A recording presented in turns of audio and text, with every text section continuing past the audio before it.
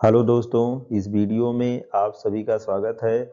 इस वीडियो में हम लोग विधानसभा सामान्य निर्वाचन 2022 की मतदान की प्रक्रिया में नियुक्त किए गए पीठासीन अधिकारियों और मतदान अधिकारियों के लिए जो सामान्य निर्देश हैं उसके बारे में जानेंगे।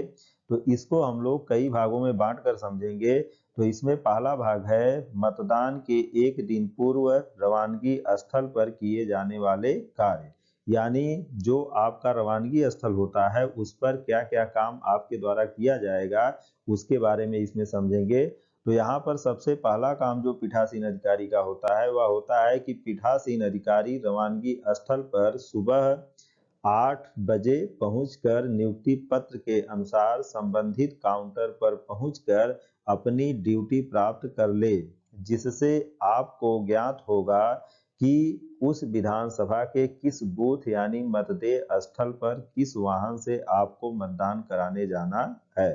तो देखिए, जो द्वितीय प्रशिक्षण होता है विधानसभा निर्वाचन का, उस समय तक आपको विधानसभा के बारे में पता हो जाता है कि किस विधानसभा में आपको चुनाव कराने जाना है, लेकिन यह नहीं पता रहता है कि किस बूथ यानी मतदेय स्थल पर जाना है।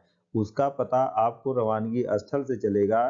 तो रवानगी स्थल पर मतदान जिस दिन रहेगा उसके एक दिन पहले सुबह 8 बजे आपको वहां पर पहुंच जाना होता है और पहुंचकर अपनी नियुक्ति पत्र के अनुसार संबंधित काउंटर पर आप जाएंगे और वहां से अपनी ड्यूटी प्राप्त करेंगे, जिससे आपको यह पता चलेगा कि आपको उस विधानसभा के किस मतदेय स्थल यानी बूथ पर चुनाव कराने जाना है और किस वाहन से जाना है ये भी उसमें मेंशन रहता है। तो इसको आप उसमें देखकर समझ सकते हैं।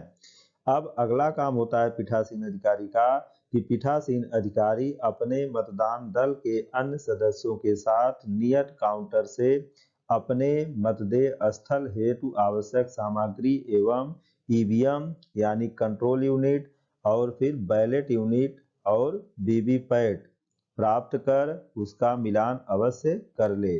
तो जैसे पीठासीन अधिकारी पहले पहुंचेगा तो पहुंचने के बाद उसके मतदान दल के और जो सदस्य होते हैं, जैसे पीठासीन अधिकारी के अलावा मतदान अधिकारी प्रथम, मतदान अधिकारी द्वितीय और मतदान अधिकारी तृतीय, उनको वहां पर वेट कर लेगा। जब सभी लोग आ जाते हैं तो आने के बाद आप संबंधित काउंटर पर जाएंगे और वहां से मतदेय स्थल के लिए जो आवश्यक मतदान सामग्री रहेगी उसको प्राप्त करेंगे और साथ में ईवीएम को भी प्राप्त करके उसको मिला लेंगे कि सभी चीजें सही हैं कि नहीं है। अगर कोई उसमें विसंगति रहती है तो उसकी सूचना तुरंत आरओ को अपने देंगे, जिससे उसका निदान किया जा सके। पीठासीन अधिकारी और अन्य मतदान अधिकारी यह भी देख लें कि आपको दी गई control unit, ballot unit, VVPAT आपके मतदेय स्थल की है और इसके संबंधित भाग पर आरओ की सील, पिंक पेपर सील तथा एड्रेस टैग लगा है। तो मतलब इसमें क्या होता है कि जैसे जो ईवीएम मशीन यानी कंट्रोल यूनिट, बैलेट यूनिट और वीवीपैट आप प्राप्त करते हैं तो उसमें आरओ की सील लगी रहती है और गुलाबी रंग की एक सील लगी होती है पेपर की, और साथ में उसमें एड्रेस टैग लगा होता है और एड्रेस टैग पर मतदेय स्थल का क्रमांक और मतदेय स्थल का नाम लिखा रहता है। तो उससे आप ये जरूर मिला लें कि जो आपको ड्यूटी मिला है उस ड्यूटी में जो मतदेय स्थल का नाम लिखा गया है वही जो मशीन आपने प्राप्त किया है उसके एड्रेस टैग में है कि नहीं है। अगर उसमें कोई विसंगति है तो उसको तुरंत आरओ को सूचना देकर उसका निदान कर ले वहीं पर।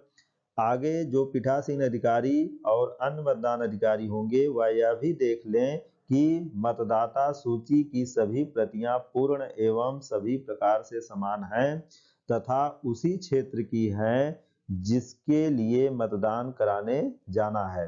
तो मतदाता सूची जो होती है वह आपको लगभग 3 प्रतियों में मिलती है। तो आप उन तीनों प्रतियों को मिला लें पूरा अच्छे से कि वो सभी प्रतियां जो है वह सब समान है और सब उसी मतदेय स्थल की है जहां पर आपको मतदान कराने जाना है। इसमें भी कोई अगर विसंगति हो तो उसको वहां पर टेबल पर जाके आरओ की आप उसको दूर कर लेंगे। आगे होता है कि प्राप्त सामग्रियों की पूर्ण जांच करने के बाद अपने मतदान दल के साथ निर्धारित वाहन में बैठे यदि मतदान दल का कोई सदस्य अनुपस्थित है तो कुछ समय प्रतीक्षा करने के बाद रिजर्व से आपूर्ति कराए। मतलब पीठासीन अधिकारी का यह दायित्व होता है कि जब सामग्री पूरी प्राप्त हो जाए और उसकी पूरी जांच वह कर चुका कि हमको जितनी सामग्री चाहिए सब हमको प्राप्त हो गई है, तो अपने मतदान दल के साथ निर्धारित वाहन में वह बैठेगा और अगर उसके मतदान दल का कोई सदस्य अनुपस्थित रहेगा तो वहां पर रिजर्व कर्मी रहते हैं, उन रिजर्व कर्मियों से मिलकर और सेक्टर मजिस्ट्रेट से मिलकर वह उसको पूरी करेगा और करने के बाद ही वहां से प्रस्थान करेगा। आगे इसमें होता है, जब पीठासीन अधिकारी अपने मतदान दल के साथ निर्धारित वाहन में बैठकर मतदेय स्थल पर पहुंच जाता है तो उस समय उसको क्या क्या करना चाहिए, अब हम लोग उसके बारे में जानेंगे। तो इसमें सबसे पहले लिखा गया है कि मतदान के एक दिन पूर्व मतदेय स्थल पर किए जाने वाले कार्य। तो इसमें पहला काम है कि मतदेय स्थल पर पहुंचकर व्यवस्थित होने के उपरांत एक बार पुनः सामग्रियों की जांच कर लें। मतदान स्थल पर वोटिंग कंपार्टमेंट, मतदान कर्मियों, मतदान अभिकर्ताओं के बैठने की व्यवस्था, अंदर आने बाहर जाने का रास्ता तैयार कर लें। तो इसमें क्या क्या करना है कि जैसे मतदेय स्थल पर जब पीठासीन अधिकारी पहुंच जाएगा और उसके मतदान दल के अन्य सदस्य भी पहुंच जाएंगे, तो पहुंचने के बाद आप थोड़ा व्यवस्थित होंगे और उसके बाद जो सामग्रियां आप लेके गए हैं उसको एक बार पुनः जांच लें और अगर उसमें कोई कमी है तो तुरंत सेक्टर मजिस्ट्रेट को अपने सूचित करें कि हमको ये सामग्री अभी तक नहीं मिल पाई है और हम अपने मतदेय स्थल पर पहुंच चुके हैं, तो वह उसको पूरा करेगा। आगे इसमें क्या करना होता है कि जो मतदान स्थल होता है वहां पर वोटिंग कंपार्टमेंट यानी मतदान प्रकोष्ठ जो होता है, जहां पर मतदाता जाके अपने वोट का प्रयोग करेगा और मतदान कर्मियों के बैठने की व्यवस्था और मतदान अभिकर्ताओं के बैठने की व्यवस्था, अंदर आने का रास्ता, बाहर जाने का रास्ता, ये सब चस्पा करके तैयार कर लेगा। और साथ में पीठासीन अधिकारी यह भी देखेगा कि कक्ष के अंदर यदि किसी प्रत्याशी का कोई चुनाव चिन्ह हो तो उसे ढक देगा।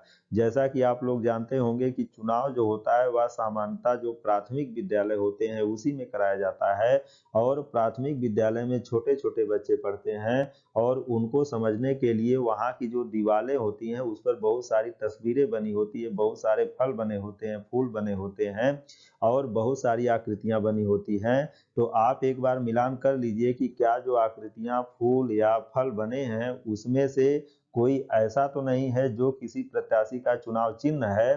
तो अगर ऐसा होगा तो उस आकृति को आप पूरी तरह से ढक देंगे, उसके लिए आपको कागज मिला होगा।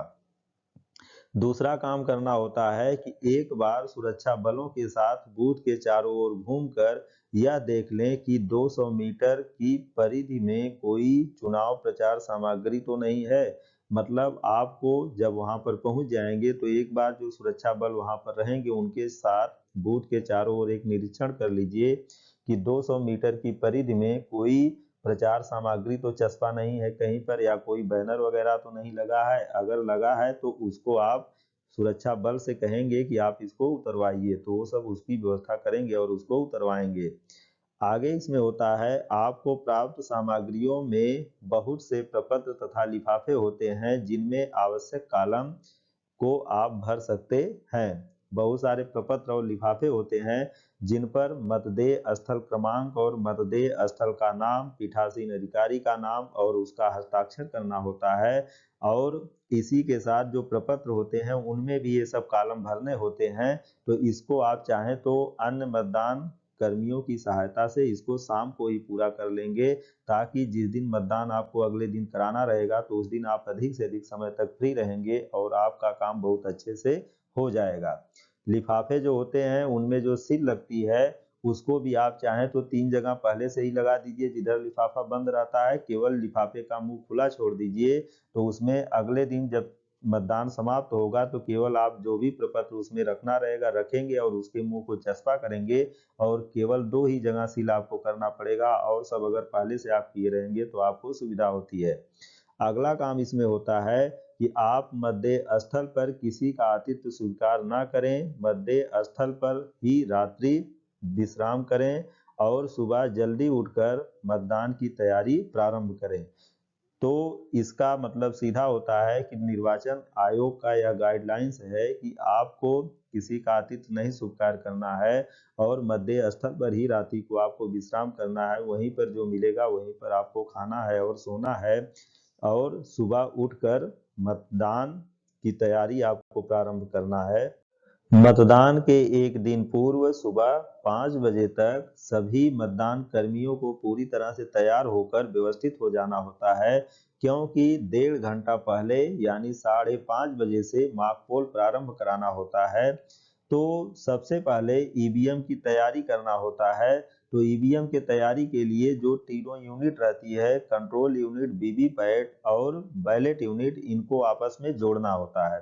तो जोड़ते समय ध्यान रखा जाता है कि जो बैलेट यूनिट होती है इसके पास केबल रहती है 5 मीटर की, और जो वीवीपैट होता है इसमें भी 5 मीटर की केबल होती है, लेकिन जो कंट्रोल यूनिट होती है इसमें कोई केबल नहीं होती है।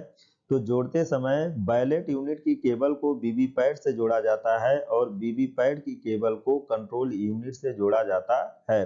तो इस प्रकार से मशीनों को आपस में जोड़ देते हैं। लेकिन जोड़ते समय सबसे विशेष बात क्या होती है कि जो कंट्रोल यूनिट होता है इसमें एक ऑन ऑफ का स्विच लगा होता है पीछे साइड में यहाँ, तो इसको पहले ऑफ पोजीशन में कर लिया जाता है। तो ऑफ पोजीशन में करके इन तीनों को आपस में इस प्रकार जोड़ेंगे, बैलेट यूनिट को वीवीपैट से और वीवीपैट को कंट्रोल यूनिट से जोड़कर मशीन को हम तैयार कर लेंगे।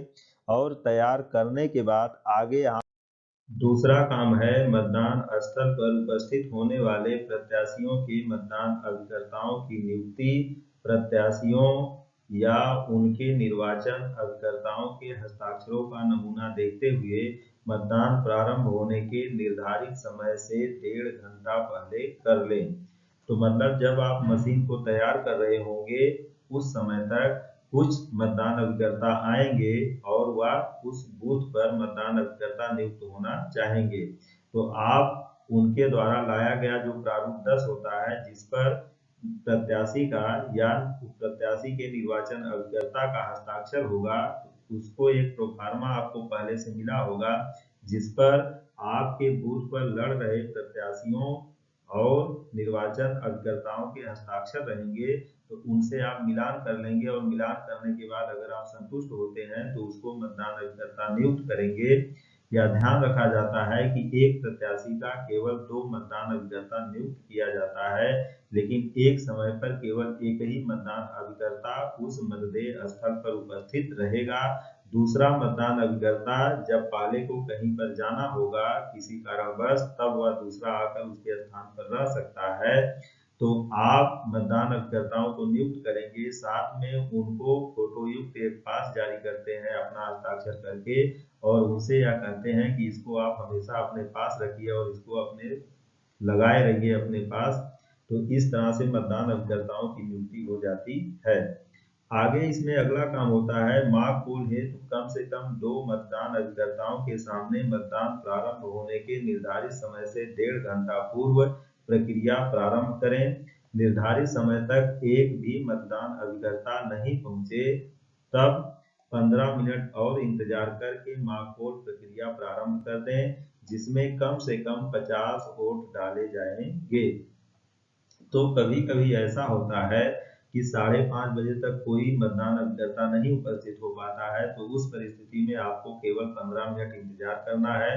15 मिनट इंतजार करने के बाद आप समस्त मतदान अधिकारियों को साथ में लेकर, साथ में जो सुरक्षा बल के कर्मी रहेंगे उनको लेकर मॉक पोल की प्रक्रिया को प्रारंभ कराएंगे, लेकिन उसकी एक वीडियो रिकॉर्डिंग कर लेंगे ताकि अगर जरूरत पड़े तो आप उसको दिखा सके कि मैंने मॉक पोल किया था। दूसरी चीज, मॉक पोल में कम से कम 50 वोट डालना है, और यह 50 वोट इस प्रकार डालना है कि प्रत्येक प्रत्याशी को बराबर वोट मिले। जैसे मान लीजिए 7 प्रत्याशी हैं तो 50 वोट आपको कुल डालना है, तो प्रत्येक प्रत्याशी को कम से कम 60 वोट मिलना चाहिए। किसी एक प्रत्याशी को 8 वोट मिल जाएगा। तो इस तरह से आप इसको करेंगे। मॉक पोल प्रक्रिया में कम से कम 50 वोट और प्रत्येक प्रत्याशी को लगभग बराबर वोट मिलना चाहिए। जब मॉक पोल की प्रक्रिया आप पूरा करा लेते हैं, उसके बाद यहाँ पर लिखा गया है इसके उपरांत सीआरसी का मतलब होता है क्लोज रिजल्ट क्लियर। जो कंट्रोल यूनिट होती है उसका जो रिजल्ट सेक्शन होता है उसमें यह 3 बटन होती है, क्लोज, रिजल्ट, क्लियर। तो यह जो क्लोज रिजल्ट क्लियर होता है इसको इसी क्रम में जब आप दबाएंगे तब यह पूरा काम करेगा। अगर इसमें से थोड़ा परिवर्तन करेंगे तो वह मशीन इनवैलिड बताने लगती है। तो इसके द्वारा आप मशीन को पूरी तरह से क्लियर करेंगे और पूरा स्विच ऑफ कर देंगे। स्विच ऑफ करके आप उसकी सीलिंग की प्रक्रिया को प्रारंभ करेंगे। आगे हम लोग थोड़ा सा मॉक पोल की प्रक्रिया के बारे में और जानेंगे। तो ईवीएम से जो मॉक पोल की प्रक्रिया होती है, इसमें सबसे पहले ईवीएम की जो तीनों मशीनें होती हैं, कंट्रोल यूनिट, वीवीपैट और बैलेट यूनिट, इनको आपस में जोड़ना होता है। तो जोड़ने का जो क्रम होता है वह बैलेट यूनिट को वीवीपैट से जोड़ा जाता है और वीवीपैट को कंट्रोल यूनिट से जोड़ा जाएगा। और जब आप जोड़ लेते हैं तो जोड़ने के बाद कंट्रोल यूनिट में एक पावर स्विच बटन होता है, उसको ऑन करना होता है। और ऑन करने के बाद जब ईवीएम रेडी हो जाता है तो रेडी होने के बाद क्लियर बटन को पहले दबाना होता है। क्लियर बटन दबा के उसमें जो पहले से अगर कोई मत रहता है तो उसको डिलीट करना होता है। और पुनः जब ईवीएम रेडी हो जाती है तो आप बैलेट बटन को दबाकर कंट्रोल यूनिट की एक एक वोट को आप डालते हैं। यहाँ पर इस प्रकार से बैलेट बटन को आप दबाएंगे तो यहाँ पर जो बैलेट यूनिट होती है उसमें जो बिजी लैंप होता है वो रेडी हो जाता है। और यहाँ पर उम्मीदवार के सामने जो यहाँ पर बटन होती है इसको दबा के एक एक करके कुल 50 मत आप डालते हैं। यहाँ पर लिखा गया है कि यह सुनिश्चित करें कि सभी उम्मीदवारों व नोटा को बराबर बराबर मत डाले जाएं। मतलब 50 मत जो आपको डालने हैं वह आप इस प्रकार डालेंगे कि जितने प्रत्याशी और नोटा है सबको बराबर बराबर मत मिले। जब आप कुल 50 मत डाल देते हैं, डालने के बाद जो कंट्रोल यूनिट होगा इसका क्लोज बटन दबाएंगे। क्लोज बटन दबाने पर जो आपका मॉक पोल होगा वह बंद हो जाएगा। और क्लोज बटन दबाने के बाद फिर रिजल्ट बटन दबाएंगे और रिजल्ट बटन दबाने के बाद आपको रिजल्ट शो करेगा कि आप जिस प्रत्याशी को जितना जितना मत दिए हैं वह पूरा शो होने लगेगा। तो उसको आप मिला लीजिए। मिलाने के बाद पुनः क्लियर बटन को दबाकर इसमें मॉक पोल के जितने वोट रहे उनको सब डिलीट करिए। और करने के बाद कंट्रोल यूनिट जो रहती है उसकी पावर स्विच को ऑफ कर दीजिए। और ऑफ करने के बाद जो कंट्रोल यूनिट है और जो वीवीपैट का पर्ची यानी स्लिप का जो कंपार्टमेंट है उसको पूरी तरह से सील करिए। और कंट्रोल यूनिट के रिजल्ट सेक्शन को पूरी तरह से सील करिए। उस सीलिंग की प्रक्रिया को हम लोग दूसरे वीडियो में जानेंगे। इस वीडियो में इतना ही।